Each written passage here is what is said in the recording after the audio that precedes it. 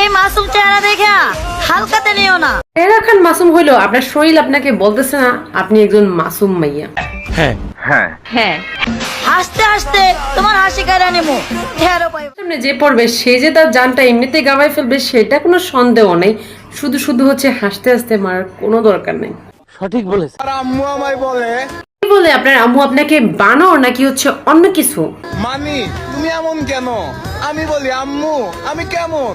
মা হয়তো বা অনেক কনফিউশনে আছে আপনার চুলগুলো নিয়ে। আসলে আছে আপনি কে, সত্যি সত্যি মানুষ নাকি অন্য কোনো গ্রহে এক প্রাণী? আমি কেমন? আমি কেমন? আমি এমন, আমি এমন, আমি এমন। এটা না বুঝলে চলবে বেবি। আম্মা জান যেটা বলতেছে কারেক্টলি হচ্ছে শুনুন, তার হচ্ছে সঠিক রাস্তা যেতে পারবে। আর যদি মার কথা না শুনো তাহলে কখনোই হচ্ছে সঠিক রাস্তা দেখতে পাবে না। তাহলে হচ্ছে উগান্ডার থেকে আসছো ওই গ্রহের প্রাণী লাগবে।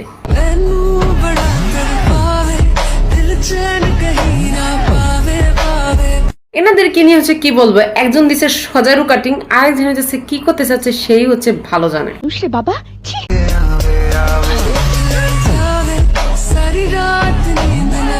আপনার কখনোই হচ্ছে নিন্দ আসবে না, একটু খুলে বলুন। কারণ আপনার পিছনে যে এরকম করে সজারুর মতো ঘুরপাক খাইতেছে পাগলের মতো, সেই থাকতে হচ্ছে আপনি কিভাবে হচ্ছে সারি রাত হচ্ছে জেগে থাকবেন, ঘুম আসবেন কিভাবে?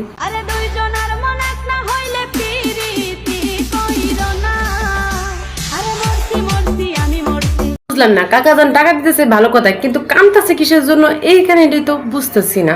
আরে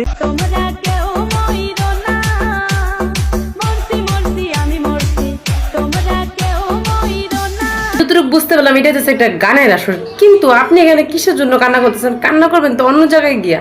পুরা তো হইছিস, বোধ বুদ্ধি নাই।